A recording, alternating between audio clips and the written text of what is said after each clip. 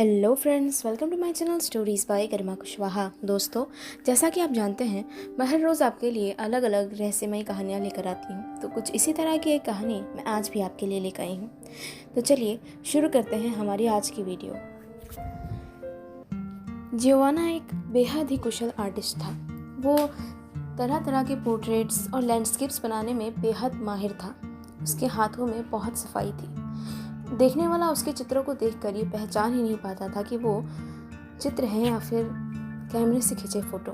उसके हाथों में बहुत सफाई थी और वो अपने काम में बेहद पारंगत था। वो इटली में पैदा हुआ था और उसकी शिक्षा भी वहीं पर पूरी हुई। बड़ा होने के साथ ही उसने आर्ट में अपने टैलेंट को दिखाना शुरू कर दिया। उसने जगह जगह प्रदर्शनियों में अपने चित्र दिखाए और साथ ही साथ उसने जगह जगह लगने वाले एग्जीबिशंस में अपनी ड्राइंग्स दिखाई और साथ ही साथ कॉम्पिटिशन्स में भी पार्टिसिपेट किया, जिससे उसका नाम प्रकाश में आया और धीरे धीरे करते करते वो काफ़ी फेमस हो गया और उसके चित्रों की खासा डिमांड हो गई। लोग ऊंची कीमतों पर उसके चित्र खरीद कर ले जाते थे और वो चित्रकारों की दुनिया में एक ऊंचा नाम बन गया था। इस साल वो पेरिस में होने वाली एक एग्जीबिशन में पार्टिसिपेट करने वाला था। पेरिस में होने वाली ये एग्जीबिशन बहुत फेमस थी और साथ ही साथ यहाँ बड़े बड़े कलाकार आते थे, जिसके लिए वो बहुत पहले से ही तैयारी में जुटा हुआ था। और इस बार उसने सोच लिया था कि वो इस एग्जीबिशन में एक लैंडस्केप दिखाएगा, जिसके लिए वो अपने शहर से काफ़ी दूर इंग्लैंड की तरफ रवाना हो गया। उसने इंग्लैंड की खूबसूरती के बारे में बहुत सी चीज़ें सुन रखी थी। बहुत खूबसूरत नज़ारे, खूबसूरत नदियाँ, मैदानी पेड़ और साथ ही साथ इंग्लैंड मशहूर था अपनी कंट्री साइड के लिए, जहाँ पर अभी भी लोगों को पुराने दिखने वाले किले, पुराने दिखने वाले महल और पुराने गांव मिल जाते थे, जो देखने में बेहद खूबसूरत दिखते हैं और साथ ही साथ उन्हें देखकर विक्टोरियन एरा की याद ताज़ा हो जाती है। जियोवाना अपने घर से सुबह ही निकल पड़ा था और धीरे धीरे अपनी मंजिल के करीब पहुंच रहा था। इंग्लैंड का वो ट्रेन का सफ़र उसे सारी ज़िंदगी याद रहने वाला था। वो ट्रेन का सफ़र बेहद खूबसूरत था। उसकी ट्रेन जंगलों के बीच होती हुई बड़ी तेज़ रफ्तार से आगे बढ़ी जा रही थी। आसपास खूबसूरत घास के मैदान और घास के मैदानों में उगे हुए खूबसूरत चिनार के पेड़। इन दिनों पतझड़ का मौसम लगा हुआ था और इस मौसम में चिनार की खूबसूरती अपने पूरे शबाब पर होती है।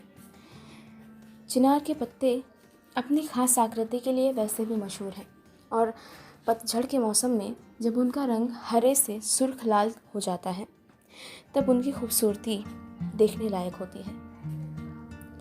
इस वक्त पूरे जंगल का यही हाल था।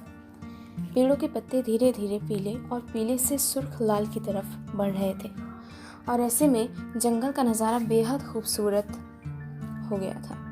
इन्हीं खूबसूरत नज़ारों की तलाश तो जियोवाना को यहाँ तक खींच ले आई थी। वो जल्दी ही अपनी मंजिल तक पहुँच गया और लोगों से पूछताछ करते हुए उस जगह तक पहुँच ही गया जहाँ पर उसे रुकना था। उसने एक पूरी रात जंगल में गुजारने का फैसला लिया था। सुबह से लेकर शाम तक वो अलग अलग लैंडस्केप्स पर काम करने वाला था। वो जंगल की खूबसूरती का हर एक नज़ारा लोगों को दिखाना चाहता था। सुबह की खिली धूप में, शाम की ढलती रोशनी और रात के अंधेरे में जंगल कैसा होता है वो लोगों को दिखाना चाहता था और इसलिए वो वहाँ पहुँचते ही जंगल की तरफ चल पड़ा, एक मुनासिब जगह ढूंढने जहाँ पर बैठकर वो अपनी चित्रकारी पूरी कर सके। कुछ देर भटकने के बाद उसे एक ऐसी खूबसूरत जगह मिली जहाँ से कुछ ही दूर पर एक छोटी सी नदी बह रही थी और उसके आसपास पेड़ उगे हुए थे। साथ ही साथ नीचे छोटी छोटी झाड़ियाँ उगी हुई थी जिन पर छोटे छोटे फूल उगे हुए थे। ये नज़ारा देखने में बेहद खूबसूरत था। जियोवाना इन्हीं सब चीज़ों के लिए यहाँ आया था।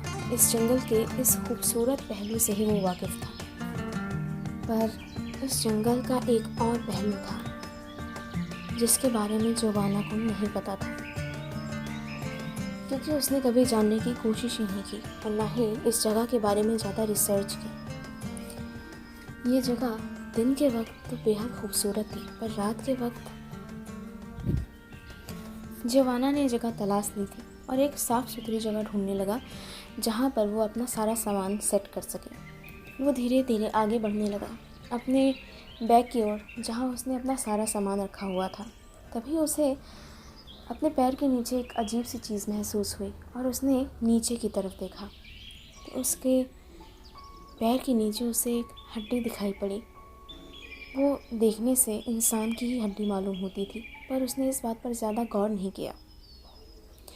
उसने अपना बैग उठाया, उसमें से अपना ज़रूरी सामान निकाला और उसे एक साथ सेट करने लगा।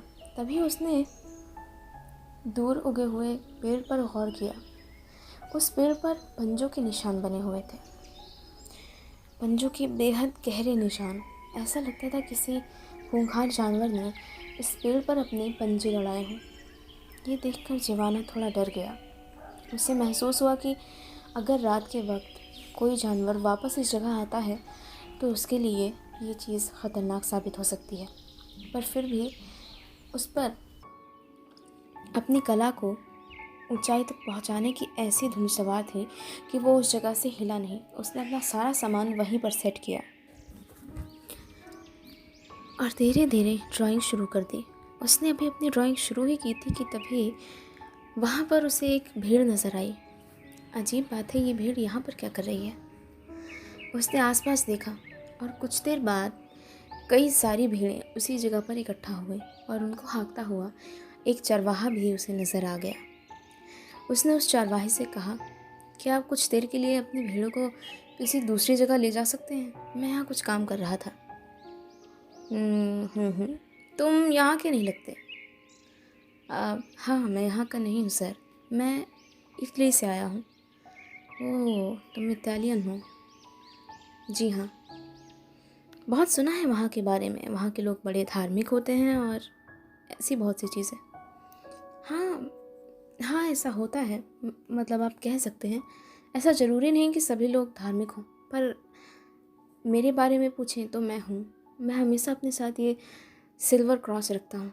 ये मुझे मेरे ग्रैंडफादर ने दिया था और यही एक निशानी है उनकी मेरे पास। तो क्या काम कर रहे हैं आप यहाँ? वह कुछ खास नहीं, मैं एक आर्टिस्ट हूँ और यहाँ ड्राइंग्स के लिए आया हूँ। ओह, फिर तो अच्छी बात है, पर रात होने से पहले पहले आप यहाँ से निकल जाइएगा। क्यों? अब रात के वक्त यहाँ खूंखार जानवर घूमते हैं। हाँ, जानवरों की बात अलग है, पर वो चीज़ अलग ही है। मेरा मतलब है वो ना तो जानवर है ना ही इंसान। किस चीज़ के बारे में बात कर रहे हैं आप?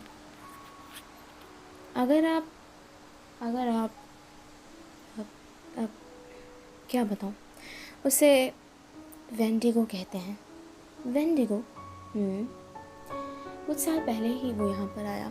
पता नहीं वो कहाँ से आया।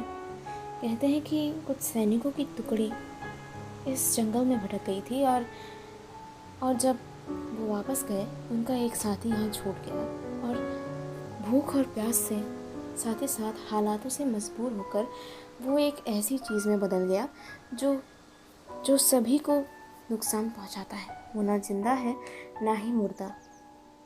और हाँ, एक खासियत तो आपको बताना भूल ही गया, वो इंसानों को खाता है।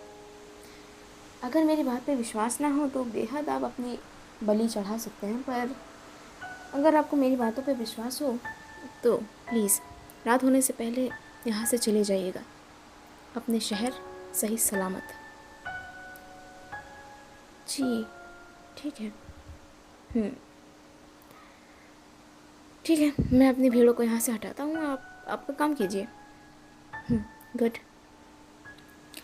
सब कुछ ठीक ठाक चल रहा था। जोआना ने बहुत सी पेंटिंग्स बनाई।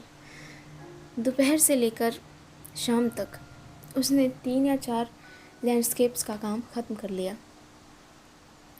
अब उसे रात का इंतज़ार था।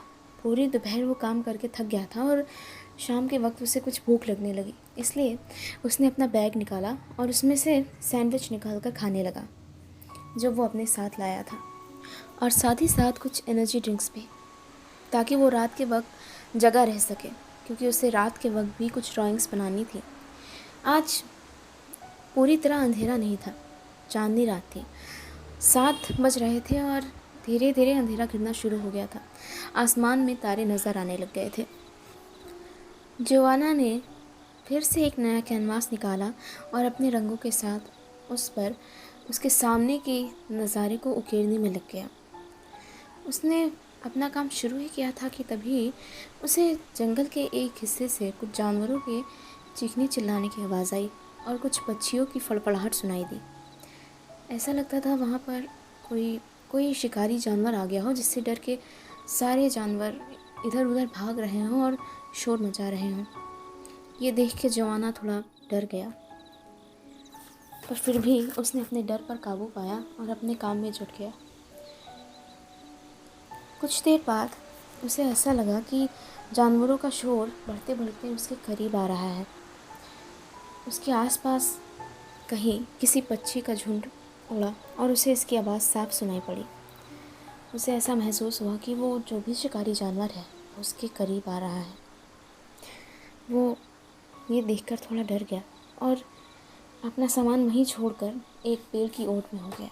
तभी उसे एक गुर्राहट की आवाज़ सुनाई पड़ी, एक गहरी आवाज़ जिसने उसके रोंगटे खड़े कर दिए।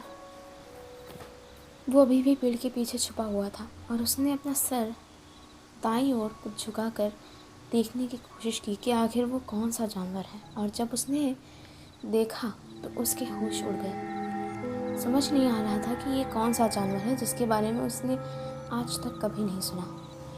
एक बड़ी और भयानक आकृति, 2 पैरों पर चलता हुआ एक जीव जिसकी ऊंचाई 6 से 7 फीट तक थी और उसका चेहरा बेहद विकृत था। कुल मिलाकर वो बिल्कुल कंकाल जैसा दिखता था, जिस पर नाम मात्र का मांस हो। वो हवा में कुछ सूंघ रहा था। जोआना ने ये देखा तो उसकी सांसें रुक गई। वो डर गया। उसने सोचा कहीं ये जानवर अगर मेरी ओर आया तो क्या होगा। ओह माय गॉड, अब मैं क्या करूं। तो दोस्तों, इसी के साथ ख़त्म होती है हमारी आज की वीडियो। मुझे उम्मीद है कि मेरी आज की वीडियो आपको ज़रूर पसंद आई होगी। अगर आपने मेरा चैनल अभी तक सब्सक्राइब नहीं किया है तो प्लीज़ मेरे चैनल को सब्सक्राइब कीजिए और वीडियो को लाइक और शेयर करना बिल्कुल मत भूलिए। Thank you.